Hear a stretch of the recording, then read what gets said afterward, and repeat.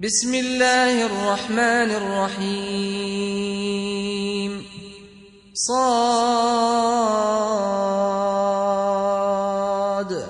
والقرآن ذي الذكر بل الذين كفروا في عزة وشقاق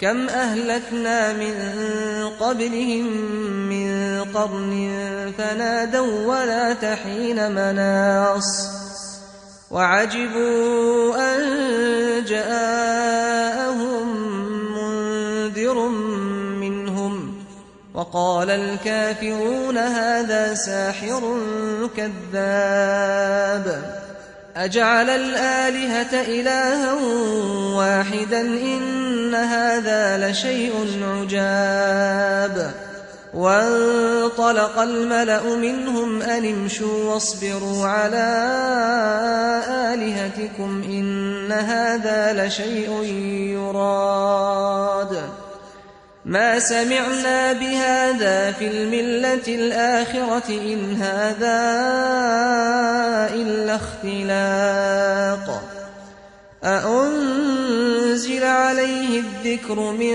بيننا بل هم في شك من ذكري بل لما يذوقوا عذاب أم عندهم خزائن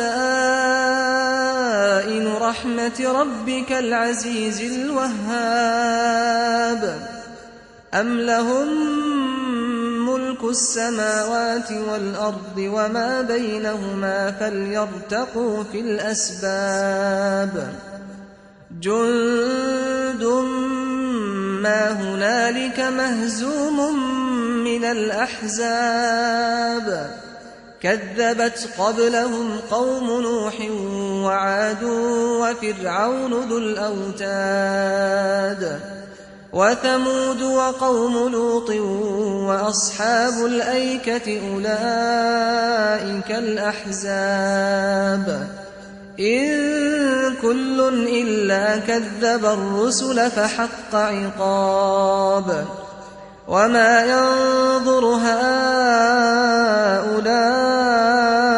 إلا صيحة واحدة ما لها من فواق وقالوا ربنا عجل لنا قطنا قبل يوم الحساب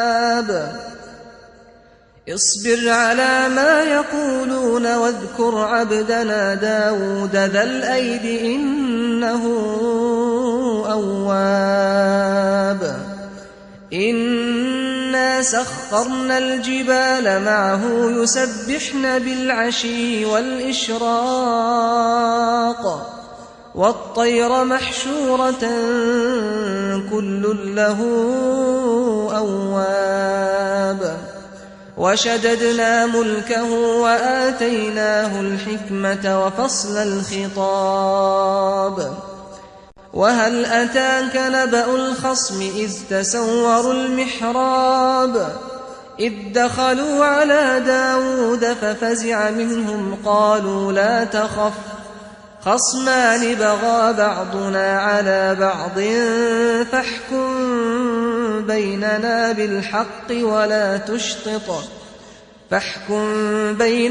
بالحق ولا تشطط واهدنا إلى سواء الصراط إن هذا أخي له 99 نعجة ولي نعجة واحدة فقال أكفلنيها وعزني في الخطاب قال لقد ظلمك بسؤال نعجتك إلى نعاجه وإن كثيرا من الخلطاء ليبغي بعضهم على بعض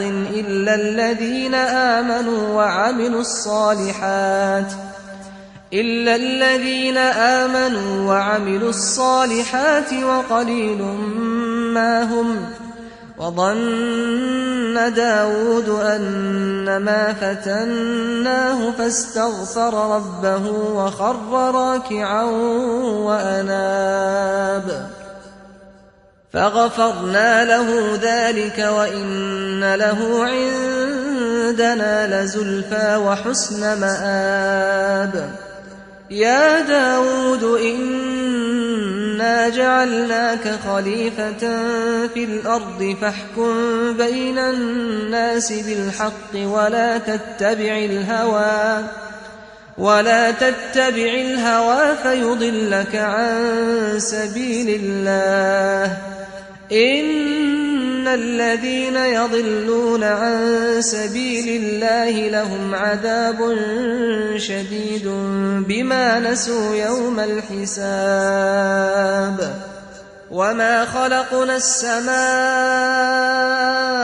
والأرض وما بينهما باطلا ذلك ظن الذين كفروا فويل للذين كفروا من النار. أم نجعل الذين آمنوا وعملوا الصالحات كالمفسدين في الأرض أم نجعل المتقين كالفجار. كتاب أنزلناه إليك مبارك ليدبروا آياته وليتذكر أولو الألباب. ووهبنا لداود سليمان نعم العبد إنه أواب. إذ عرض عليه بالعشي الصافنات الجياد فقال إني أحببت حب الخير عن ذكر ربي حتى توارت بالحجاب. ردوها علي فطفق مسحا بالسوق والأعناق. ولقد فتنا سليمان وألقينا على كرسيه جسدا ثم أناب. قال رب اغفر لي وهب لي ملكا لا ينبغي لأحد من بعدي إنك أنت الوهاب. فسخرنا له الريح تجري بأمره رخاء حيث أصاب والشياطين كل بناء وغواص وآخرين مقرنين في الأصفاد. هذا عطاؤنا فامنن أو أمسك بغير حساب. وإن له عندنا لزلفى وحسن مآب. واذكر عبدنا أيوب إذ نادى ربه أني مسني الشيطان بنصب وعذاب. اركض برجلك هذا مغتسل بارد وشراب. ووهبنا له أهله ومثلهم معهم رحمة منا وذكرى لأولي الألباب. وخذ بيدك ضغثا فاضرب به ولا تحنث إنا وجدناه صابرا نعم العبد إنه أواب. واذكر عبادنا إبراهيم وإسحاق ويعقوب أولي الأيدي والأبصار إنا أخلصناهم بخالصة ذكر الدار وإنهم عندنا لمن المصطفين الأخيار. واذكر إسماعيل واليسع وذا الكفل وكل من الأخيار. هذا ذكر وإن للمتقين لحسن مآب. جنات عدن مفتحة لهم الأبواب متكئين فيها يدعون فيها بفاكهة كثيرة وشراب. وعندهم قاصرات الطرف أتراب.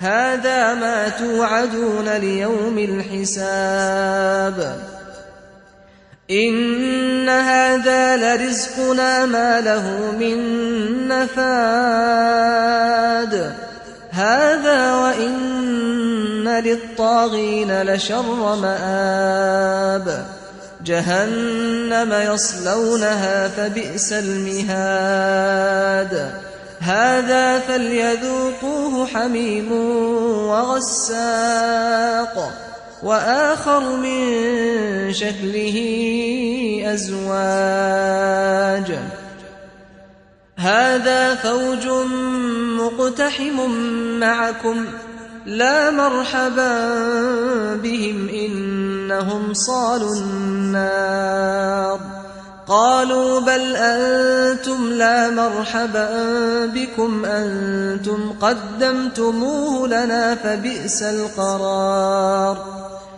قالوا ربنا من قدم لنا هذا فزده عذابا ضعفا في النار وقالوا ما لنا لا نرى رجالا كنا نعدهم من الأشرار أتخذناهم سخريا أم زاغت عنهم الأبصار إن ذلك لحق تخاصم أهل النار قل إنما أنا منذر وما من إله إلا الله الواحد القهار رب السماوات والأرض وما بينهما العزيز الغفار قل هو نبأ عظيم أنتم عنه معرضون ما كان لي من علم بالملأ الأعلى إذ يختصمون إن يوحى إلي إلا أنما أنا نذير مبين إذ قال ربك للملائكة إني خالق بشرا من طين فإذا سويته ونفخت فيه من روحي فقعوا له ساجدين فسجد الملائكة كلهم أجمعون إلا إبليس استكبر وكان من الكافرين قال يا إبليس ما منعك أن تسجد لما خلقت بيدي أستكبرت أم كنت من العالين قال أنا خير منه خلقتني من نار وخلقته من طين قال فاخرج منها فإنك رجيم وإن عليك لعنتي إلى يوم الدين قال رب فأنظرني إلى يوم يبعثون قال فإنك من المنظرين إلى يوم الوقت المعلوم قال فبعزتك لأغوينهم أجمعين إلا عبادك منهم المخلصين قال فالحق والحق أقول لأملأن جهنم منك وممن تبعك منهم أجمعين قل ما أسألكم عليه من أجر وما أنا من المتكلفين إن هو إلا ذكر للعالمين ولتعلمن نبأه بعد حين